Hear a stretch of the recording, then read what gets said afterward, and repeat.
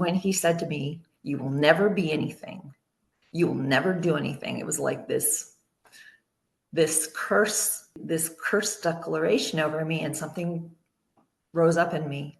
The truth rose up in me. And I just said to myself, you are not God. You don't determine what I can or cannot be.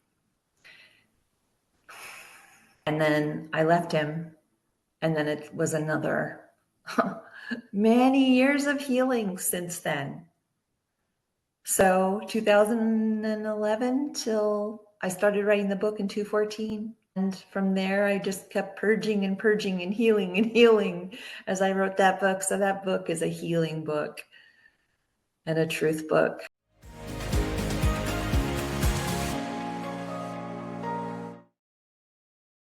Hello and welcome to Healing Millions podcast.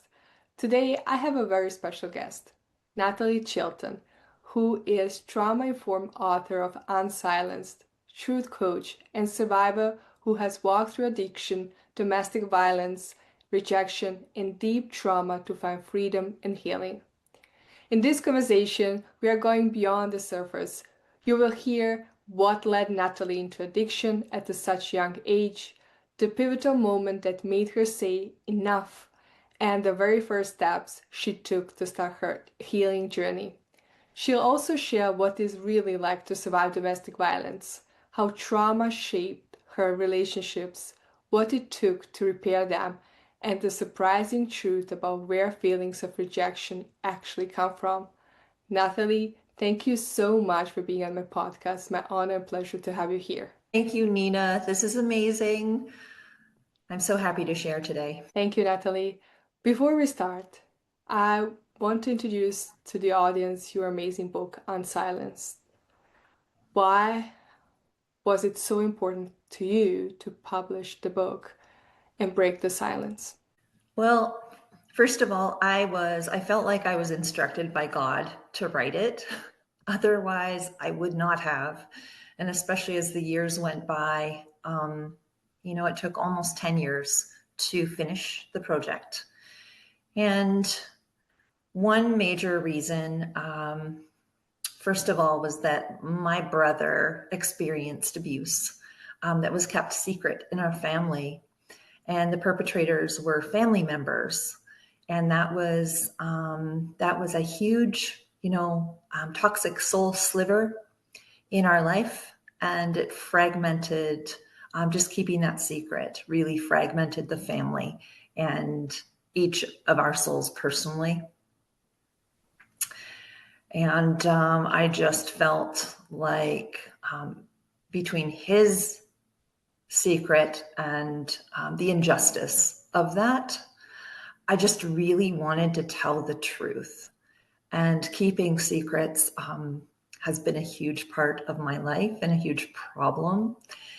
And just really embracing and accepting the fullness of my true identity.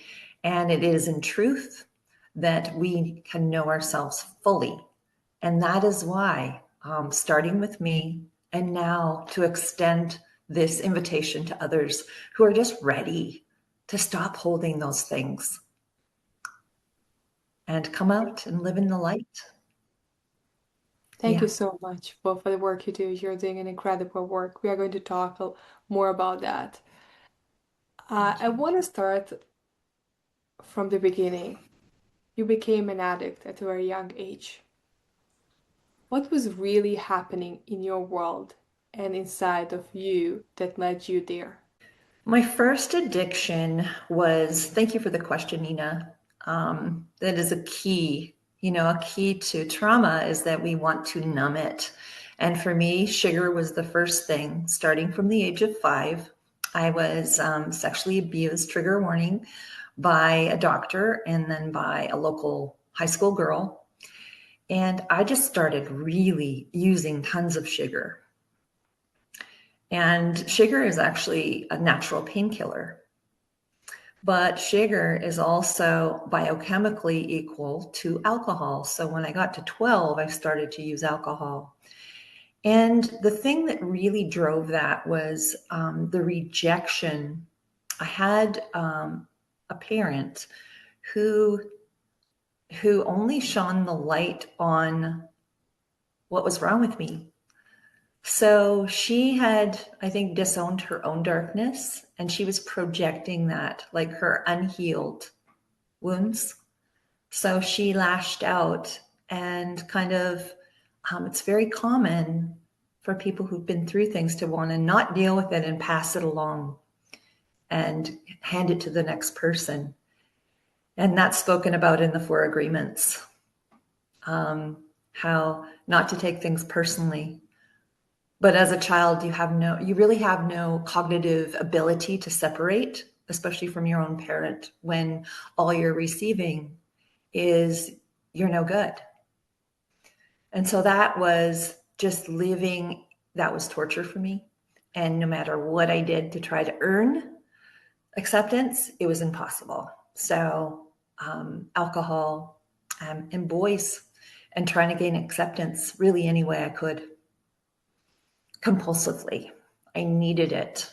And so now I have compassion for that part of me that compulsively just had to grab that attention any which way, because she was starving. That broken self of mine was starving for love. Thank you so much for sharing. I recently interviewed a person who has been working with addicts, and he mentioned to me that the number one reason why people usually become addicts is because of the childhood trauma that happened to them. And you also mentioned you had a trauma at a very young age. And during the whole journey, you mentioned you didn't feel accepted, you felt rejected, you were just looking for your place in this universe, trying to numb the pain that you had.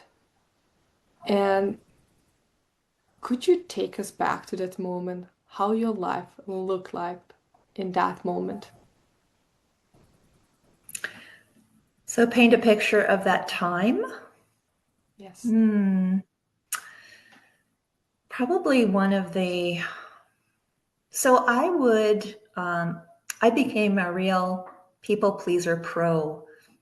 And so I would go on these cleaning binges to try to earn favor with my mom and please her. There, I said it. But so I would clean for like 6 hours at a time, and I'd do that regularly. And it was just like, great job. But I literally never, ever heard, you are a good girl. I never heard those words. The words might have been, great job. So I connected my worth to performance. And then, so that performance, because of the sexual abuse, I started to act out sexually, very coquettishly from the time of about 8 years old. Part of my story is the exposure to pornography. So naked pictures. My brother had them all over his wall. And so in our house, there weren't boundaries about these things. And the parents were kind of checked out because of other things that was happening with my brother. But I would, as a little kid, 8 years old, my brother was 15, I'd stand in his room and stare at this pornography. And I thought, well, it gets my brother's attention. And then my mom had a hyper vigilant negativity about being sexual. And so she was like, you're a bad girl. So I was getting all these bad messages. And so it was just this unraveling of this false identity that I picked up. Okay, well, I'm a bad girl. Okay, well, I've see these pictures, and then I'm reading stories additionally about sexual encounters, adult stories. And I start to develop this part of my identity. I'm like, the sex was distorted. And I'm like, well, I can get attention like that. And that started to play out. And additionally, with the female abuse, that twisted, I wasn't sure whether I was homosexual. And so I started being afraid of women because of that and because of my mom.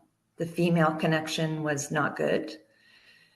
And then because the girls started noticing, I was looking at them, just a child curiosity. I was like confused. And then they were like, "You're gay." And then I started just aggressively producing this heterosexual boy crazy persona.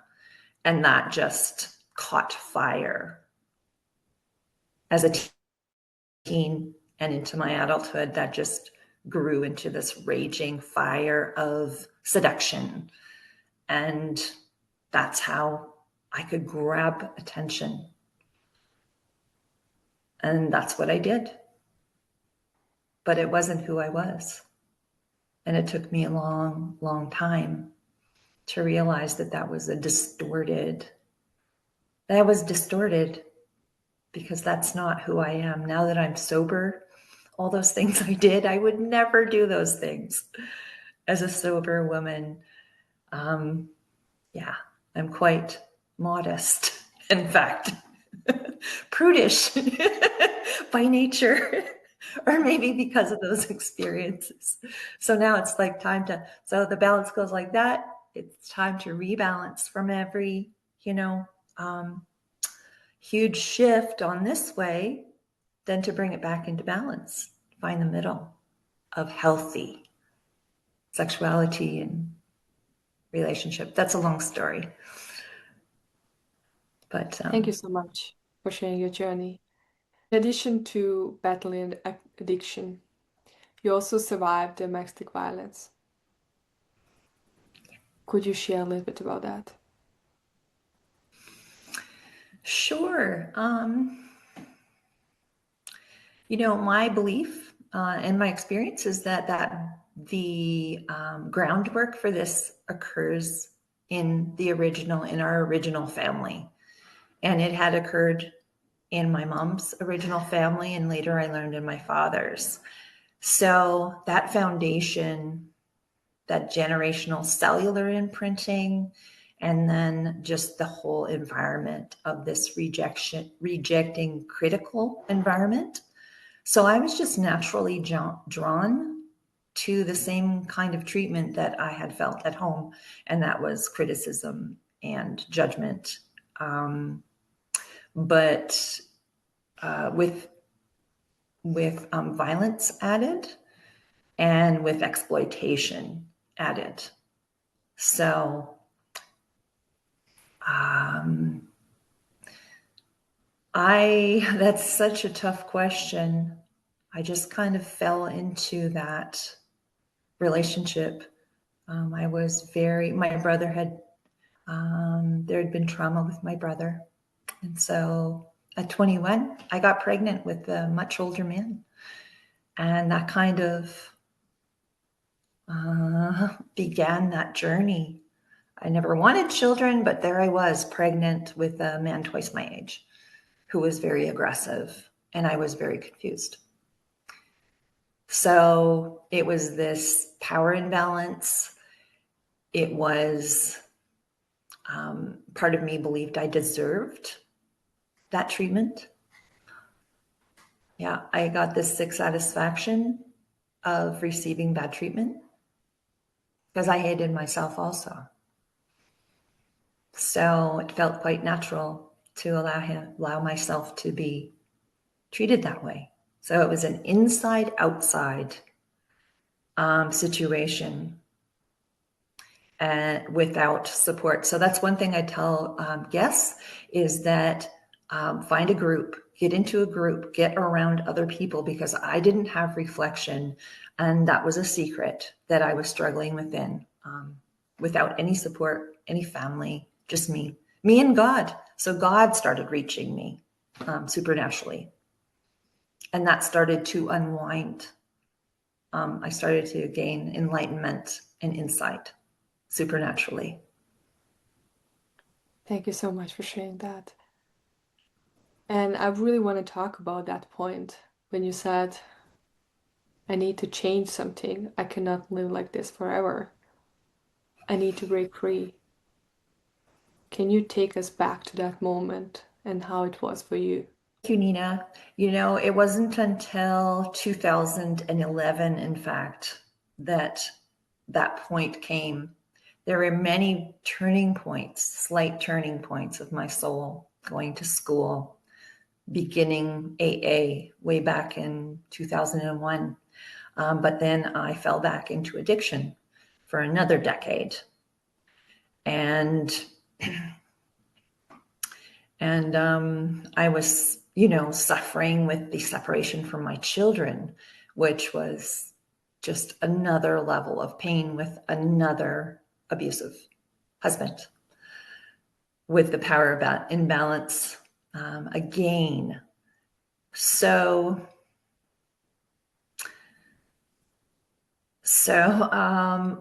a huge thing was being in Rosen therapy I had a male therapist. And again, I worked with him for 7 years, and I started to tell him everything, even though I had been in counseling school for 4 years. I hadn't let it all out. And it was in that really intimate, safe environment that I just one by one was releasing the secrets, releasing the tears and the physical pain. And then in 2011, my daughter called me, and that was a turning point that got me sober. That I chose no more alcohol, no more drugs. So since June 11th, 2011, I've been sober. But the turning point came, it was when my husband told me, my past husband, he said, you will never be like, he's Tank in the book. And he was actually a tank commander for real. And so he would steamroll me, and he just did that for 5-6 years. But I was slowly getting stronger. A self was slowly building within me because of those therapy sessions. And because God was strengthening me, not in a religious way, but in a spiritual way. And when he said to me, you will never be anything, you will never do anything, it was like this curse, this curse declaration over me, and something rose up in me. The truth rose up in me. And I just said to myself, you are not God, and you don't determine what I can or cannot be. And then I left him, and then it was another many years of healing since then. So 2011 till I started writing the book in 2014. And from there, I just kept purging and purging and healing as I wrote that book. So that book is a healing book and a truth book. It was amazing. Thank you, Nina. Thank you so much. I think the book was a huge part of your healing journey. And for somebody who is right now in a very abusive relationship, and they feel so hopeless and helpless, and they feel stuck in the situation they are currently in and don't know what to do, what would you recommend to them? I would recommend that, number one, they can literally reach out to me. They can literally write me a letter. I would even be willing to get on a Zoom call with them. But other than that, they can tell somebody what is going on. That is the biggest thing, is that people tend not to tell. The trauma freezes their voice. It freezes their body. And they're just caught in this loop of trauma and frozenness. So if you can just call a crisis line and start talking and just say, this is happening to me. The other thing, there is an app, it's called Statute Finder, and it is made for domestic violence. It's got scales on it. It's a free app. You can go on there, you can punch in, you can say exactly what's happening to you. It will tell you what is happening to you because it's very confusing. And then also it will give you the laws of the state or province that you are in, your legal rights. I'm not sure if it's global, but it's amazing. It's created by a man who had suffered domestic violence, and this is his free gift to the world. Statute Finder. So Thank get you. on there too. Thank you so much for Thank you. sharing that. That's very important. We will put the link in the description below and the name of the app so you can find it. So, Nattolie, you went through so much trauma.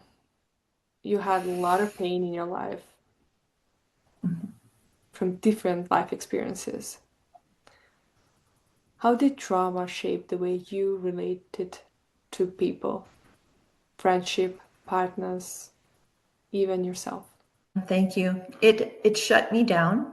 I would only reveal maybe 10% of who I was. I was this bubbly clown who's smiling and goofing around, and that's how I would relate. And I would not divulge anything real about how I felt, what was going on. But it was like I would be with the person, but they would not know me. So I protected myself. I wouldn't allow people to get close. I would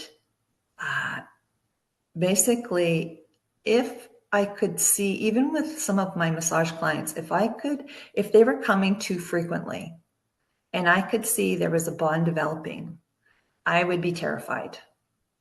I would see that they were seeing me, and I had so much anxiety because they were getting to know me. And I felt as though when they saw who I was, that they would reject and hate me. And I couldn't risk that. And so the female abuse that kept me from allowing women to get close, I didn't trust them.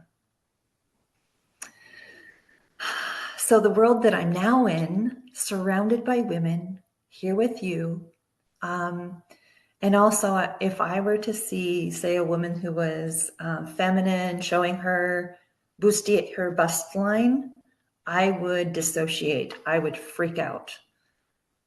I had to turn off movies that had sexual scenes. I would have a huge reaction. So it really seeped into every level. Sound sensitive. Just basically feeling like I had no skin when I was in social situations.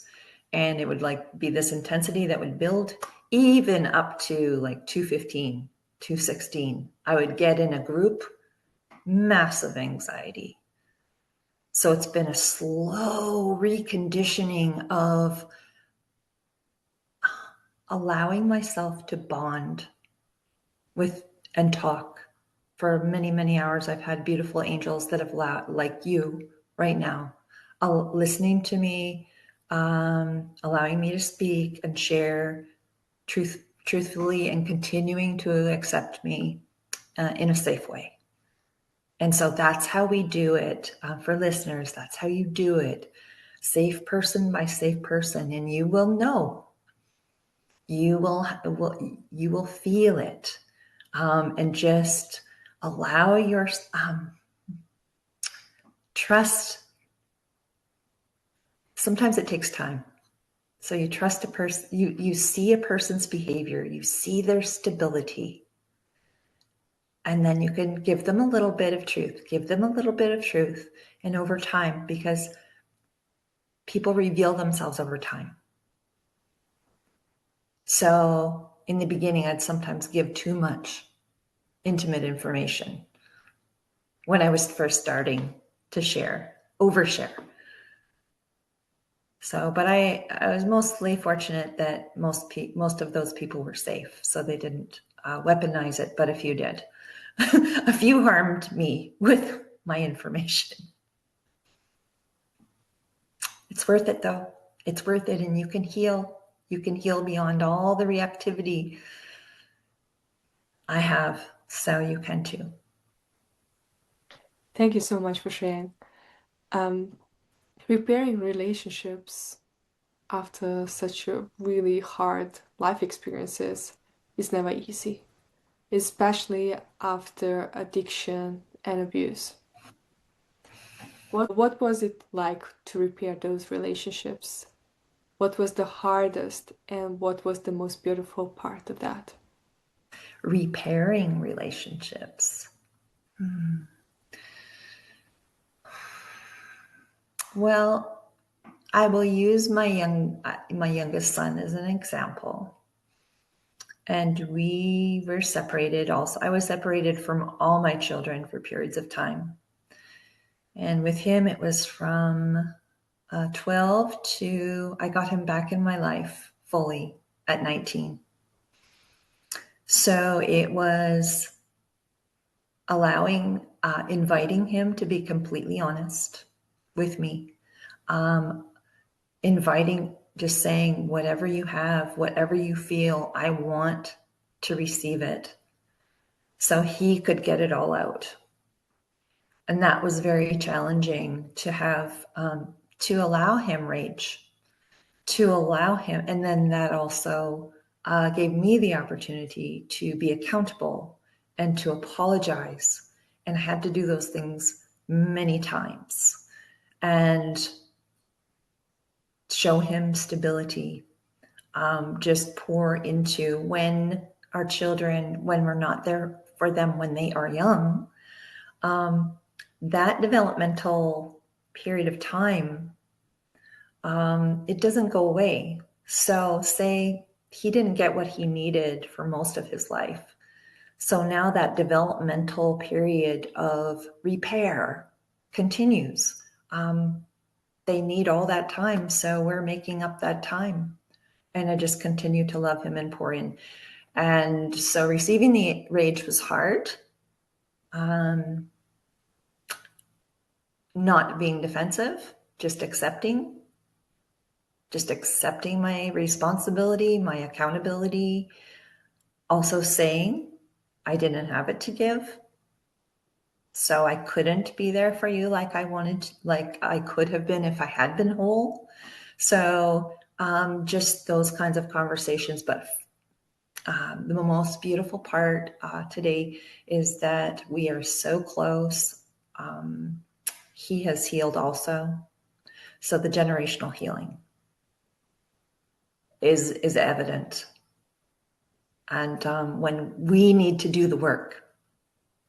So it starts with us. Yes, it starts with us. And I love what you mentioned here because it is generational healing. And the work we do in ourselves is really we're doing it for us, but we're also doing that for future generations, for our kids. Not to pass on them trauma or help, actually, if they survive trauma, also help them heal so they don't pass it on their kids. So we can have much happier and joyful generations. And I love, because I know you also privately, and I know how much healing you have done. And I have been watching you from like I have been witnessing your development, and it's incredible how much you healed.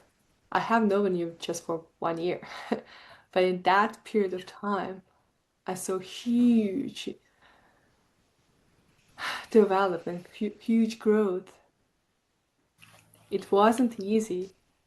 Of course, it comes with challenges, but I watch you every single day growing and growing. It's just beautiful what you do. It takes courage to face trauma and heal, but I'm so proud of you for doing this. Thank you, Nina. Thank you so much.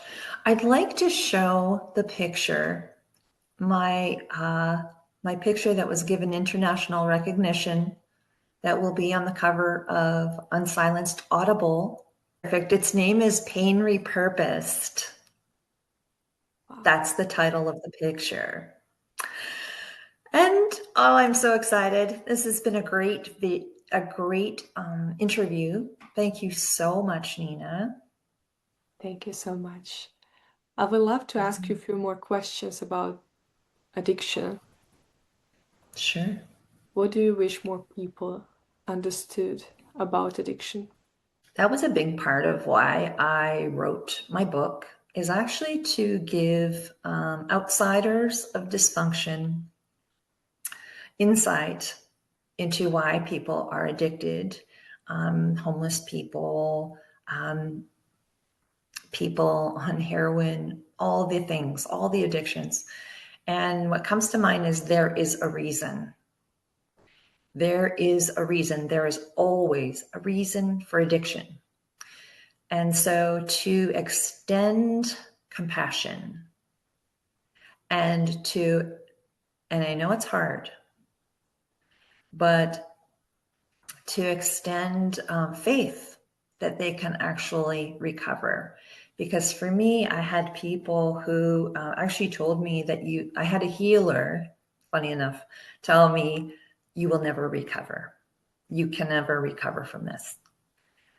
And yeah, she was wrong. So what do I want people to know from addiction? You can heal from it. You need to get the pain out.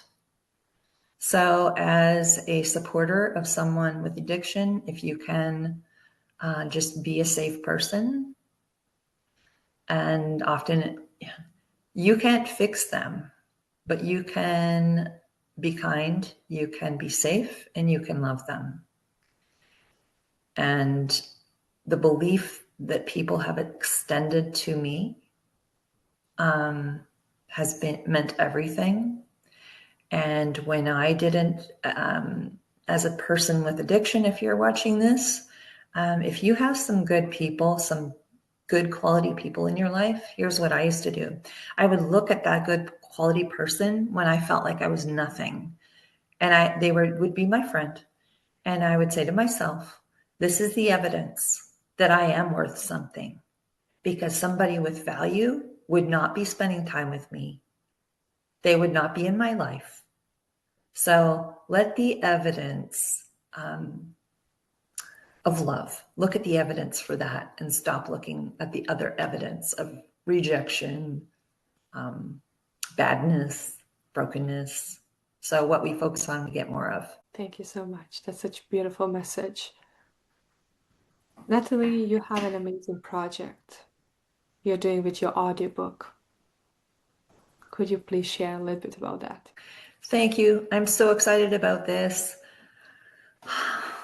So the audio book will be released on December the 15th.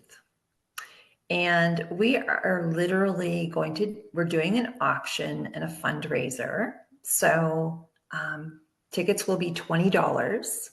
That'll get a chance to win thousands of dollars worth of silver.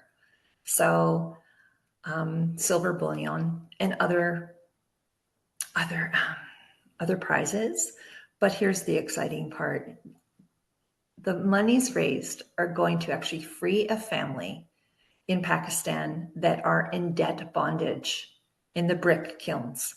So I have made connection with missionaries that are on the ground, and they get all the legal paperwork. They record it with a camera. So that is one thing. How I'm celebrating my own freedom is by helping others, because doing this just for me doesn't mean anything. So to make it this way, there's a girl in nearby. She's in trafficking. So we're preparing for her exit from that, for getting her a place. There are other survivors of things who need money to get them out of debt. Another lady who suffered parental alienation, like I did, helping her. giving her a boost because it's grueling being separated from your children. So we can be somebody's miracle. That's the message. And if you can buy the Audible, I would love it. And if you can share the post, I'd love that too. And we just spread the message to break up with secrets, because where secrets end, healing begins. So lots of giveaways also. Just if you have no money, it's okay. You can still win things. Can you share, please, how they can participate and where can they actually buy the tickets? They can follow me just on my Facebook page, Nattolie.Chilton, and they can just buy a ticket from PayPal for $20. And it's my PayPal account, nataliechilton@gmail.com. And that will get them an entry. And the silver will be sent out in batches of $1,000 worth, because that's all FedEx will allow to be shipped. And I have Versace pants. I have diamond earrings. Therapists are donating sessions. The photography, everything will be photographed. You can see the products. So it will be up on breakupwithsecrets.com. You can see the auction items there. That's happening. That's being made right now. So you can connect in either of those places. Thank you. Thank you so much. We will make sure to add these links to our description so people can buy tickets. Nattolie, thank you so much for the work you do. I know you went through so much. It wasn't easy. It took a lot of courage to heal, but you did it. Now you're using your life story to inspire others that they can heal too, and helping them get the freedom. Heal.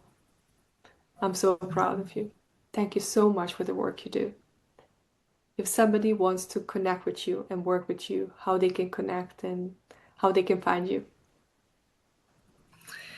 They can actually, if you're a survivor who's went through something and you just want to step forward, you can come to Survivors Unite Club Facebook page, or just reach out, DM me on my Facebook page, or email me again at my email and say, I want to have a conversation. I want support, counseling support, coaching support. And I would love to walk with you as you start to become more whole, and just to help be that support, because that's often all that we need.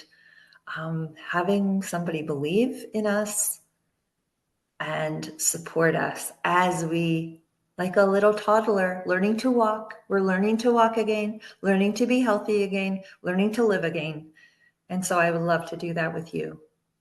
So breakupwithsecrets.com, you can subscribe, all of those ways. Thank you, Nattolie, so much for being on my podcast. And everybody who is watching and listening to this interview, if this interview inspired you, moved you, touched you, please share it with your friends and family members. You never know whose life you're going to touch just by sharing this amazing story. Thank you for being here. Until next time, be brave, shine your light, because the world needs that love and light inside of you more than ever. I'm sending you lots of love and big hug. Bye for now.